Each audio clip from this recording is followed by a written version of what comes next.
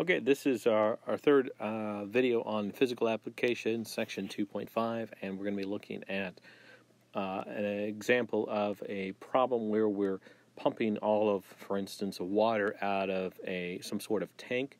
And the tanks that you'll see in the homework are going to be some sort of fairly regular geometric shape. They're going to have various geometric shapes in terms of figuring out what a volume of a layer of water is. So the geometry involved, the formulas might be a little bit different, but the overall idea is going to be the same. And it's the idea of how much work is done taking a representative layer of water out of the tank. And so in this particular example, we have a tank shaped like a semisphere with a radius of 7 meters, is full of water, and we wish to pump out all the water. Assume a cubic meter of water weighs 9,800 newtons per meter cubed. And so for us, our force is going to be weight. Find the work done pumping all the water out of the tank. So we have a semisphere as our tank, so we'll go ahead and draw our semisphere. And then we're going to draw in a representative. We can think of that as a layer of water, so it's roughly a cylinder of height delta y, and so this layer of water's volume is pi r squared, and then for a cylinder it's h, and here we're going to say that the h is delta y. We're going to go ahead and put this, we're going to look at the projection on the xy plane. So it's going to be minus 7 to 7 on the x-axis and up to 7 on the y-axis. Okay? And what we want to do is want to figure out how to represent the radius, because depending on where we're at, if we're at the very top, that radius is going to be pretty small. It's going to get closer and closer to 0. And then when we're near the bottom of the tank, that radius is almost going to be 7. Okay. So we have a circle here. And well, it's a semicircle, but we can still use the x squared plus y squared equals r squared to represent this circle. And here's our layer of water, and then the radius r is going to go from 0 to wherever it hits here.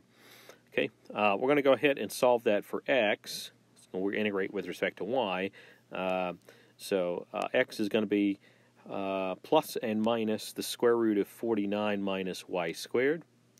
We're going to use the positive half, okay? And so the positive half is going to be the right half of the semicircle. Now we're only going to use the upper quadrant, the upper first quadrant. Okay, so we're going to use that right there. And that's going to describe a radius, so we're talking about y is greater than or equal to 0. And so x equals square root of 49 minus y squared. That's going to describe this distance from the x-axis until we hit the semisphere going from left to right. Okay. All right, and so that's going to be our radius. So our layer of water volume is pi, and then a radius is the square root of 49 minus y squared, delta y. So that's going to be pi 49 minus y squared delta y, okay? And so that is going to be in meters cubed. So then our force is we're going to be using our weight as our force, and that's going to be, we're going to look at the force or the weight of a layer of water, which is going to be pi times 49 minus y squared delta y meters cubed, and then we're going to multiply that by 9,800 newtons per meters cubed, and so that is going to give us 9,800 pi 49 minus y squared delta y, and that's going to be in newtons, and that's going to be our force. And then the only thing we need to do is figure out the distance that it's going to travel, and so we'll have the force times the distance traveled, and then we can put that in integral and go ahead and calculate the work done. All right, so here's our semisphere again. And there's our layer of water. And the distance we have to travel. Let's see. I think we're writing down a bunch of bunch of stuff that we just had. So let's put all that stuff in there. So this is all stuff from the previous slide. Okay, there we are. Okay, so again, we have our force, or the weight, is 9,800 pi times 49 minus y squared, and then times delta y, and that's in newtons. Okay, so what we want to do is kind of find what our incremental force is. Well, not incremental force, but we already have that, excuse me. This is our incremental force, depending on where we're at. Incremental work, which is going to be force times distance. So it's going to be the incremental force times the distance, and so we'll go ahead and say we have an I in the partition. It's going to be 9,800 pi, 49 minus y sub I squared delta yi. Okay. Now the distance that we want to travel is, if it's at the very bottom of the tank, it's going to be 7, and at the very top of the tank, it's going to be really very, very small amount of distance. So 7 minus y is actually going to describe the distance traveled. So if you're at the very bottom, the y is 0, you're going to travel 7, what are we in, meters, I think? What did we say this was? Let's go look back and look at the previous page. Yeah, we were in meters. Sorry about that. Okay, so let's go back on to the next page, blah, blah, blah, blah, blah. Okay.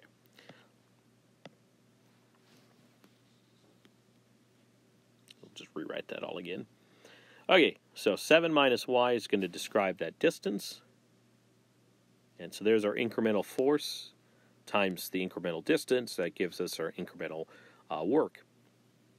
So work is going to be the limit as n goes to infinity of the sum I equals 1 to n, and then it's just going to be the force times the distance, each one of those little itty-bitty layers of water, and then the distance it needs to travel. So that can be represented as 9,800 pi, integral from 0 to 7, 49 minus y squared, delta y becomes dy, and 7 minus y. Okay, so 49 minus y squared times 7 minus y, delta y becomes dy.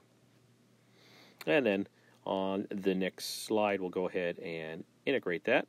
So 9,800 pi, we'll FOIL it first, and then we'll integrate it. So 343 minus 49y minus 7y squared plus y to the third dy. So 9,800 pi times 343y minus 49 over 2y squared minus 7 over 3y cubed plus y to the fourth over 4, evaluated from 0 to 7. So it's going to be 9,800 pi times 2401 minus 2401 over 2 minus 2401 over 3 plus 24 over 1 over 4. And minus, and then we plug in the lower limit, we get a bunch of zeros. Okay, so it's going to be 9,800 pi, and we'll get a common denominator.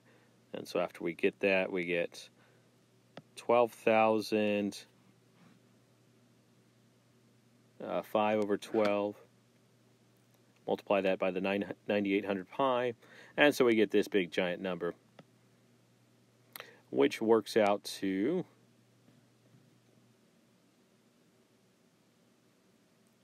what do we got?